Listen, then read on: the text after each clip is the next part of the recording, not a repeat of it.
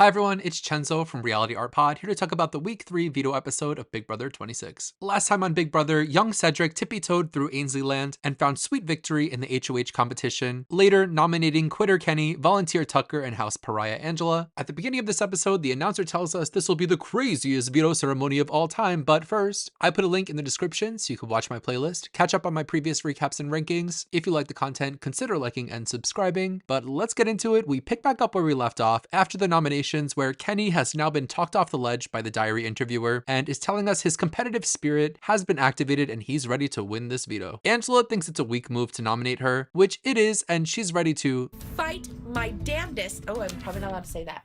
In the backyard, Mackenzie tells Chelsea that she thinks Cedric is going to try to backdoor her to try to flush her power out of the game. Quinn reminds us about his 30 alliances, but since Angela knows about Quinn's power, he wants to send Angela home this week, which he thinks will make him be able to use his power in secret. But Quinn doesn't know that Angela told Tucker, and Tucker goes to Chemo, who knows the truth, and tells Chemo what Angela said about Quinn. Now, Chemo has a crush on Tucker, which made it easy for Chemo to spill all the beans to Tucker, confirming that Quinn does have the power. Tucker is gorgeous.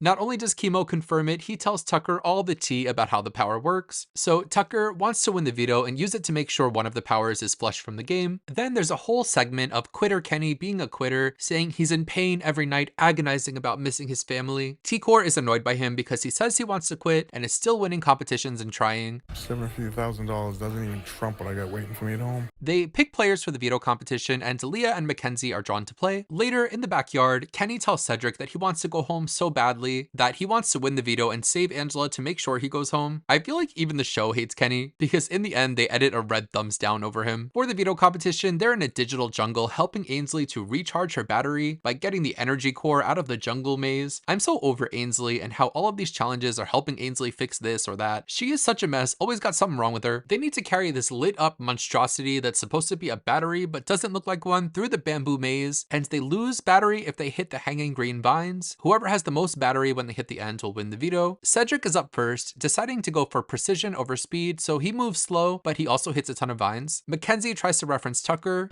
I like jungles. Leah, who I wasn't expecting to do well at this, does exactly what I expected, and Angela, who wants to vote for the first time this season, hits everything in the jungle she possibly can. Sweet Kenny K, of course, woke up on the right side of the bed and has decided to try today, and Tucker is using his time to go method and workshop a new character. All right, there we go, through the cave. Everyone watch your red.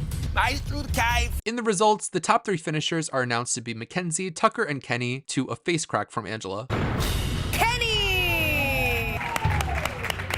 Tucker and Kenny are the top 2, and Tucker wins the veto with 85% charge, which is pretty impressive. Mood swing alert, playing in this veto has gotten Kenny's competitive juices flowing and he wants to stay. Tucker is happy he has the veto, but he's bored with his life in the BB house. He wants to do something crazy with the veto. First thought is flushing Mackenzie's power, that pretty much everyone knows about, but Tucker also talks to Cam and tells Cam about Quinn's power. Cam runs this back to Cedric, and they're both annoyed that they're in an alliance with Quinn, and Quinn didn't tell them about the power. Later, Cedric, the military intel specialist, decides to give Quinn a chance and ask him pointed questions about the power to see if he can get him to confess. Quinn lies right to Cedric's face. It's been real easy to lie to these people. Cedric then tries to butter up Mackenzie at the pool table, asking her to be a pawn so she would go up on the block without using her power by ensuring to her that she'll be safe if she keeps herself on the block. Cedric, no, he's gonna make an enemy. The next series of events had me glued to the live feeds. Tucker meets with Kenny, Cedric, and Cam and proposes a plan to take Angela off the block and backdoor Quinn. This was the night before the veto ceremony, and not shown was these 4 making an alliance called the Ball Players and leaving this conversation on a good note. Also not shown is Cedric pretty instantly changing his mind about this plan and telling Tucker in the morning that it wasn't a good idea, to which Tucker said, "I'm gonna do whatever the F I want." So the show takes us to the veto meeting, where Tucker says he's gonna use the veto on Angela, who is gleefully blindsided for the second time this week. The house is shook and speechless as Cedric nominates Mackenzie in Angela's place. Tucker is pissed at Cedric, even though Cedric told him it wasn't going to happen. I think Tucker thought he was going to force Cedric to backdoor Quinn by executing the plan they discussed. Tucker calls this a stupid ass move on Cedric's behalf and says he's going to come for Cedric next. So Tucker says the veto meeting is adjourned, so that means the episode is over, and Actually, it's not. So Mackenzie uses her America's veto and saves herself from the block, leaving an open seat and leading to busted Ainsley showing up to tell them and us us that we'll be voting to replace Mackenzie, and we'll find out live tomorrow who won or lost our vote. So that concludes this episode, unless, Mackenzie, you got anything to say?